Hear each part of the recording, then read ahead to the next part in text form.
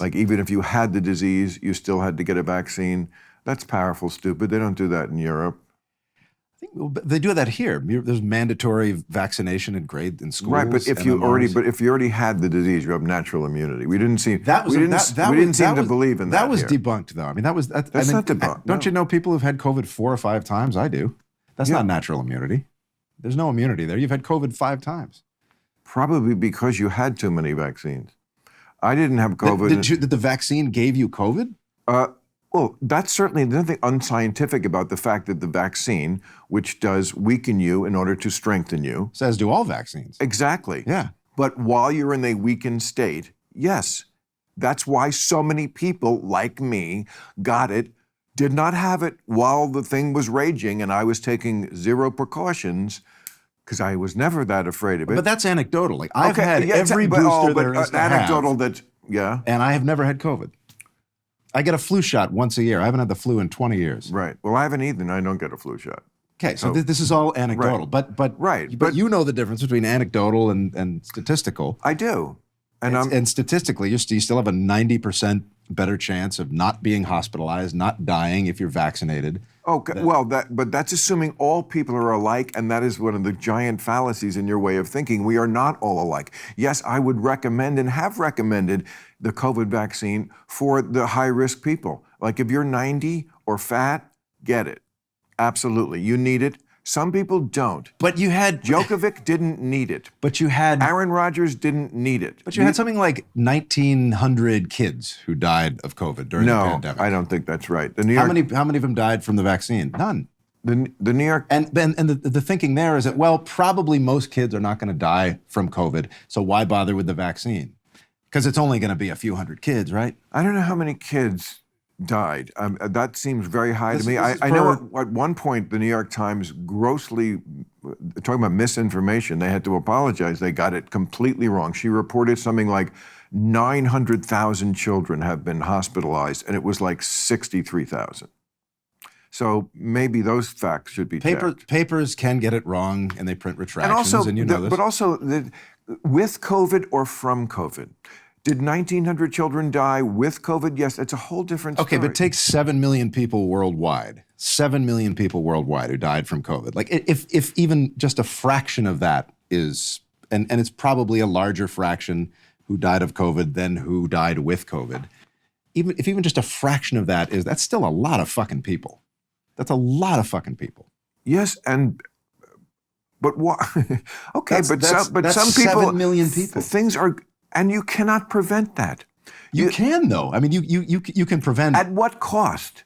But what's the cost of getting a vaccine? What's the fact that you don't even have a clue what's the cost of getting a vaccine, that you don't know the answer to that? No, you completely want to shut your eyes to the fact that there are repercussions to all medical interventions, including a vaccine. All vaccines, they say side effects just like every medication does. Sure. You can see it in the literature. They can't write it on the vaccine, so you have to dig them. And of course there is a vaccine court because so many people have been injured. This is not a screed to say don't do vaccines. I'm not against doing vaccines. I'm against doing vaccines that I don't think I need. I should be able to decide that for myself inside my body. But yes, there are pathogens that would come along that I would fight you for. But don't you think to get the vaccine? Okay, but that's a good point. To get the vaccine. And you bring me to my next point. Don't you think that the vitriol and the aggression towards that the anti-vaccination movement, the way it souped itself up during all this, that the next time there is a pandemic, our public health system is so weakened. Yes, it's exactly, so because of them and their fucking misinformation that made people skeptical. The fact that everybody came out and said, if you get the vaccine, you cannot get the disease, and then of course that was wrong. And if you get the vaccine, you can't transmit it. But they were learning right alongside us. I understand. They're not. You just said yourself, doctors are often wrong. They are, especially when they're researching a brand new disease. And I am not blaming them for it. I'm just saying that's why there shouldn't be the science. There's no the in science. That's what you want. You want just to be the the one true opinion. No. That's not true at all. It is. No, the strength of science. The strength of science is that it has the capacity to evolve. But just acknowledge that vaccines have ill effects on some people. They do. Of course they anecdotally. Do. But statistically, it's here and it's here. It's like people. How many? 7 million people died of COVID. How many people died from the vaccine? Probably a few. But I don't know what the number is, but I know it's not 7 million. If we were more judicious about who needed it versus who it might hurt, which would not be the blanket policy of just everybody, one size fits all, then perhaps we could take down the damages from the vaccine that happened. But then why vaccinate for anything? And then take down the... Why vaccinate for measles? Why not? Why vaccinate for mumps or rubella, pertussis? Why vaccinate for any of those things? Because somebody might get hurt by the vaccine.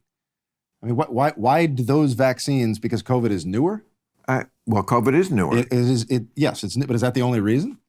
I mean, this was by the time you got the vaccine. I don't know if you had it, but by the time I got the vaccine, this was the most tested vaccine in the history of vaccination. Yes, I had it. Because I had to get so many people by that point had it. It's like by the time it got into my arm, it's like, all right, I think I'm going to be okay. Okay, well, just so you know, I took one for the team. Okay, so you know, that should go into it. I did something I did not want to do, and we don't have to talk about this all night. And am I still going to get my blowjob?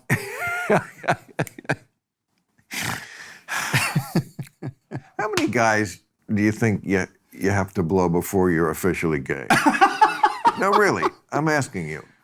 I mean, yeah, look, man, in 2023, anything goes. I mean, what time is it? Well, put a number on it. Huh? How many guys do you have to blow before you're officially gay? Oh, God, can I phone a friend? Just tell me a number. Before you're official, I'd